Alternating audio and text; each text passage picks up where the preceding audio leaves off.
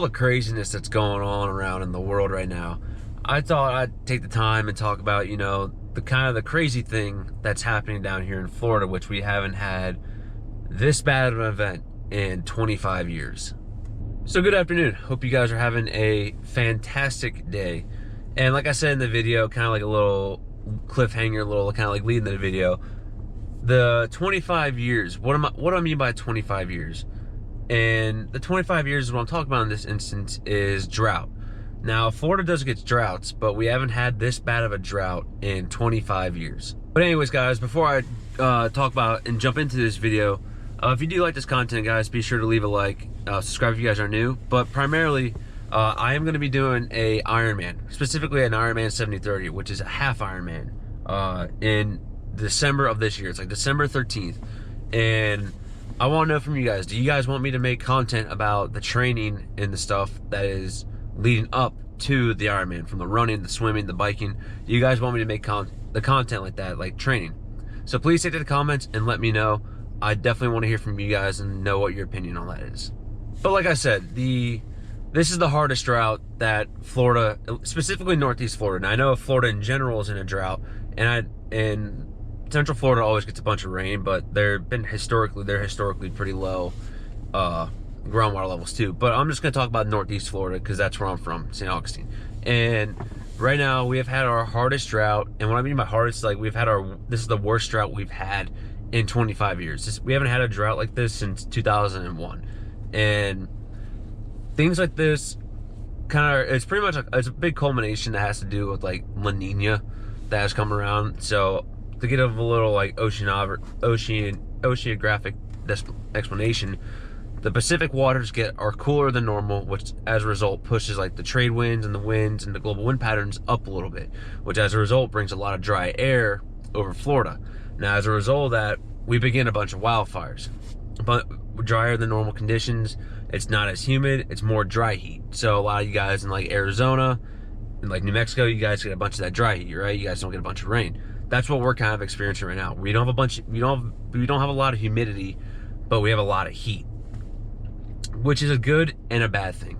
But what do I mean by it's a good and a bad thing? A good thing for me, I like dry heat. I don't mind humid heat, but dry heat, great. I can tolerate it, perfect. I love it. But the problem is, what you run into with the dry heat here in Florida is that we have a lot of vegetation. Arizona and New Mexico are very much deserts. They're very desert. Now towards mountains, yes, you got vegetation and all that, of course. But in Florida, we're tropical and a subtropical climate here in Florida. With dry conditions, we have a lot of brush, which dries out a lot of brush. All it takes is a cigarette, and we're lightning capital of the world, right? Florida is. All it takes is one lightning strike an area that's been pretty dry for the past 6 months, and you can spark up a 200-acre wildfire just like that. And we've gotten a few of those up here in Northeast Florida. Some down in Palatka, some in Putnam County, some out like in Live Oak area, and all that stuff. I think there's a wildfire that broke out, I think in St. Johns County. I don't know, I honestly can't remember. But wildfires have been pretty prevalent this year just because of the drier than normal conditions. And now I say we've had a warmer winter. Overall, yes. Now in previous videos, you know about me griping about how cold it was. Probably about 2 months ago, I was sitting in the car complaining it was 20 degrees out. But overall, before the January, February freeze, November and December were relatively warm. They were 60 degrees, 70 degrees, which is pretty warm for Florida winters in here in Northeast Florida. So as a result, the warmer temperatures, things like I've already started to dry out, and we haven't had a big rain event since October. And when I mean my big rain event, I'm talking about like our big downpours. We haven't had a big downpour since October, and it's still technically the dry season, but we have those periodically throughout the year, even during our dry season, but we haven't had those because of the La Nina and just the drier than average conditions and not a lot of the humidity. What does that mean for kind of the way of life? Well, the way of life just goes on as normal. The Water Management District released a level 2, what's it called, like a drought control level 2. So there's 4 levels. 2 is the extreme drought, extreme severe drought. 3 and 4 are kind of like, oh god, like this is not good. This usually means that like the groundwater and the aquifers and stuff are about like 2 feet below normal, their historical averages, which is very true for some of our sites for work, that the water levels and stuff have been pretty low. But there's only so much you can do about that. But how does life affect us? Well, life continues to go on as normal, right? We still live our day-to-day lives. Nothing's really changed. We're just hoping for some rain, but are we really going to get that rain? Not for the foreseeable future. It also means that we're pretty much, I'm gonna put money on it that we're probably gonna get absolutely clobbered with a hurricane or hurricanes this year. Usually when we have extreme droughts or we have big droughts like this, it's always followed by some big like rain event.